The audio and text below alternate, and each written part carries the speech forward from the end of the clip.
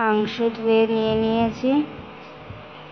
এবার গরম মশলা গুঁড়ো, জিরে গুঁড়ো, লাল মরিচের গুঁড়ো, টমেটো সস কিচেন, রসুন, পেঁয়াজ কুচি, আদা। এই যে মাংস নিয়ে নিয়েছি ধুয়ে। এরপর এগুলোকে মশলাগুলোকে বেটে নিয়েছি। আলু ধুয়ে নিয়েছি। কড়াটা গরম হচ্ছে। কড়াটা গরম হলে এবারে আলু দিয়ে দেবো। দিয়ে আলুটা ভাজা করে নেব। আলুটা একটু লাল লাল হলে তারপর আলুটিকে তুলে নেব। এই যে ভাজা করে নিচ্ছি। একটু হলুদ গুঁড়ো, লবণ দিয়ে নাড়াচাড়া করে নেব। তারপর লাল হলে নামিয়ে নেব। একটু লাল হয়ে গিয়েছে, এবার আমি আলুগুলো নামিয়ে নিচ্ছি।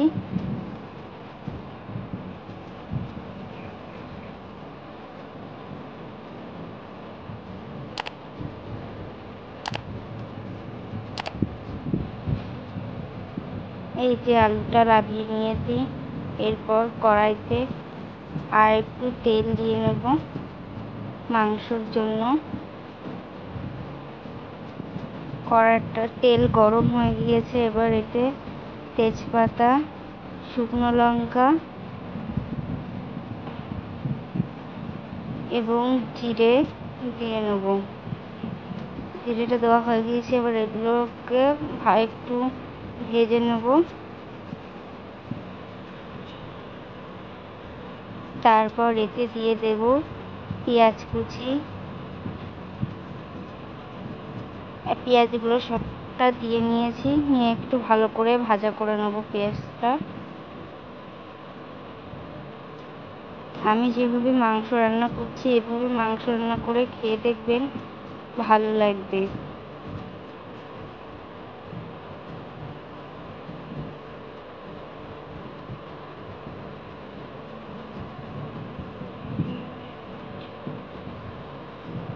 পেঁয়াজটা একটু ভাজা করে নিয়েছি। এবার এতে রসুন বাটা দিয়ে দিচ্ছি।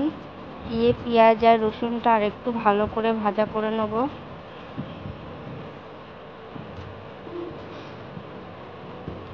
রসুনটা একটু ভালো করে ভাজা করে নিতে হবে, নাহলে কাঁচা গন্ধ বেরোবে রসুন দিয়ে। তার জন্য একটু ভালো করে ভাজা করে নিচ্ছি।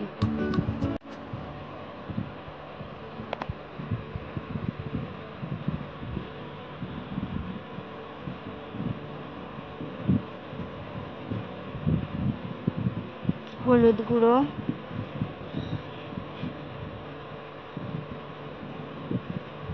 লবণ গুঁড়ো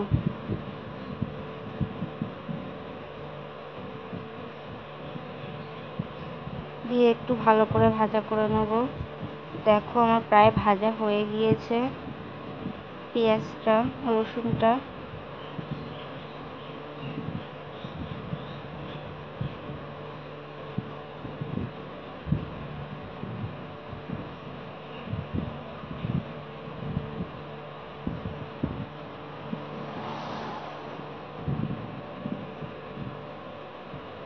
রসুন আর পেঁয়াজটা ভাজা হয়ে গেলে এবার এতে আদা বাটা, এই যে আমি আদা বাটা দিয়ে দিচ্ছি।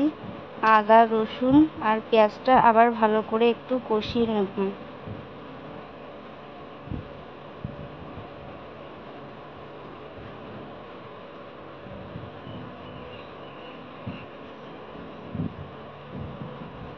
এটা একটু ভালো করে ভেজে নেব। দেখবেন যেন পুড়ে না যায়, তাহলে কিন্তু মাংসর টেস্টটা পাওয়া যাবে না, মশলাটা যেন না পড়ে।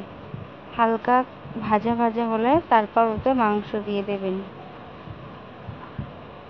আমি এখানে ভাজা করে নিচ্ছি, একটু কষিয়ে নিচ্ছি আদা, রসুন, পেঁয়াজ।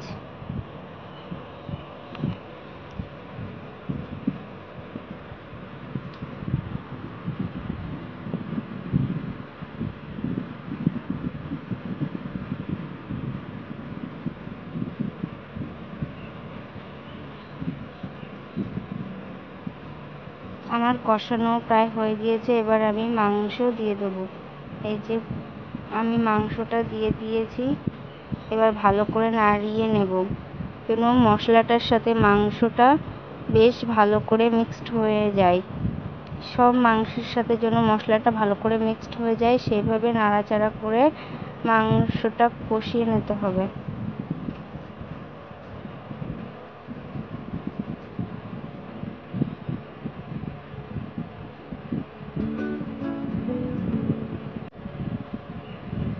যে আমি মাংসটা একটু নাড়িয়ে নিচ্ছি।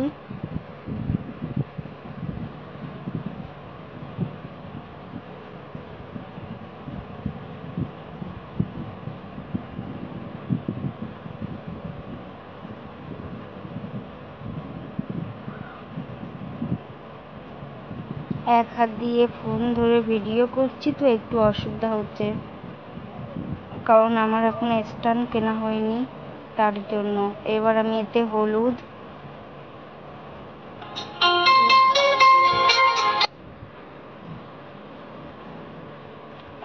লবণ দিয়ে মাংসটা ভালো করে মিক্সড করে নেব।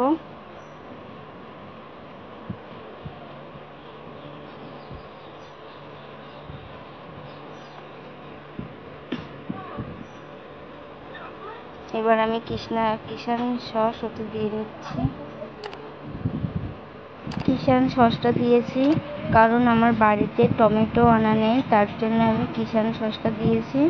কিষান সস দিয়ে রান্না করে দেখুন মাংসটি খুবই টেস্ট হয়। এবার আমি এতে সানরাইজের জিরে গুঁড়ো দিয়ে দিয়েছি।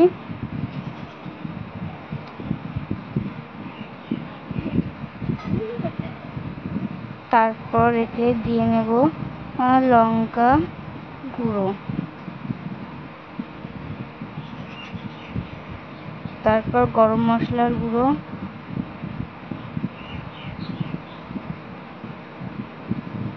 দিয়ে মাংসটি একটু ভালো করে মিক্স করে নেবো। আমি একটু জল দিয়েছি কারণ মশলাটা ধরা লাগবে, তার জন্য জলটা দিয়েছি যেন মশলাটা ধরা না লাগে, তার জন্য জলটা দিয়েছি। এবার মাংসটা কষিয়ে নেব। টমেটো সস দিয়ে রান্না করলে মাংসের একটা আলাদা কালার আসে। দেখুন আমার মাংসটা কালার এসে একটু অন্যরকম। এটা ভালো করে কষিয়ে নেবে।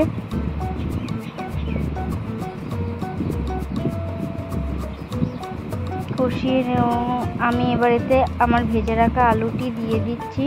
আলুটি দিয়ে একটু নাড়াচাড়া করে মাংস আর আলুটি ভালো করে মিক্স করে নেব।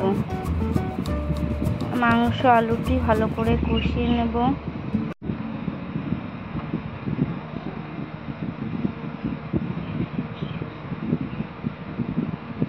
দেখবেন ধরা না লাগে, যেন ধরা লাগলে কিন্তু মশলা পুড়ে ধরা লাগলে কিন্তু গন্ধ লাগবে আর মাংসটা টেস্ট হবে না।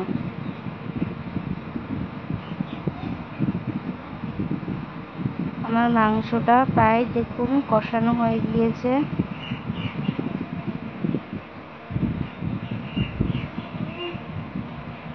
আমি তুলে রাখছি কারণ আমি কষা মাংস খেতে খুবই ভালোবাসি, তার জন্য। মাংসটি কষানো হয়ে গিয়েছে, এটি আমি তুলে রেখেছি। এবার আমি এতে জল দিয়ে নেব। আপনারা যেমন আপনাদের পরিমাণ মতন জল দেবেন। আমি এখানে ঠান্ডা জল ব্যবহার করছি কারণ ঠান্ডা জল দিলে মাংস একটা ভালো লাগে, গরম জল দিলে মাংসটা একটু অন্যরকম লাগে। আমি ঠান্ডা জল দিয়েই মাংস রান্না করি, যখনই রান্না করি ঠান্ডা জল দিয়েই রান্না করি।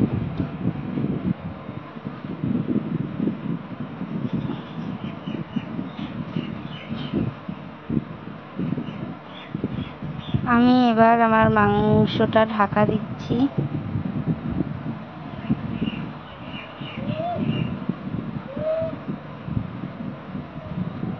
আমি মাঝে মধ্যে এটা উল্টিয়ে একটু নাড়িয়ে নিয়েছি। দেখুন প্রায় আমার ঝোলটা কমে এসছে।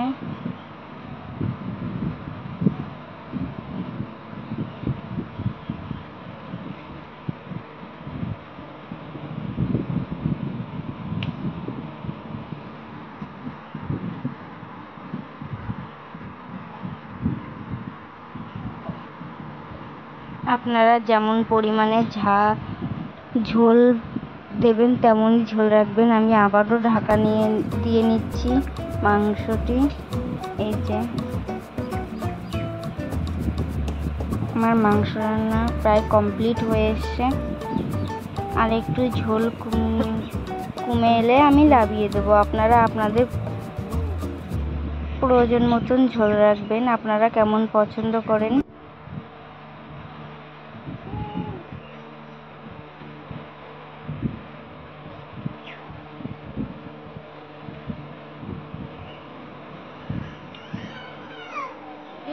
আমার মাংসটা প্রায় হয়ে এসছে। আমি এই যে এই সাইডে ভাত বসিয়ে দিয়েছি।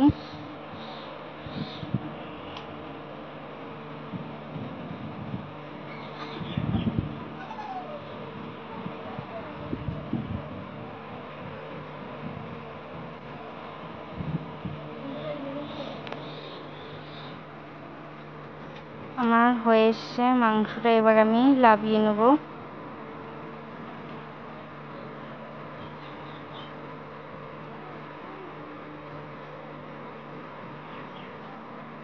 এই যে আমার মাংস নামানো হয়ে গিয়েছে।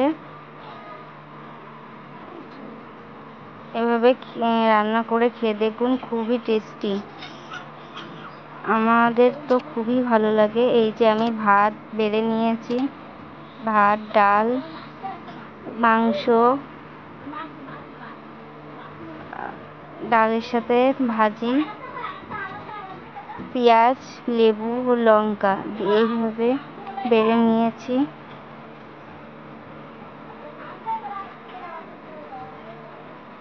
আপনাদের কেমন লাগে কমেন্টে জানিও।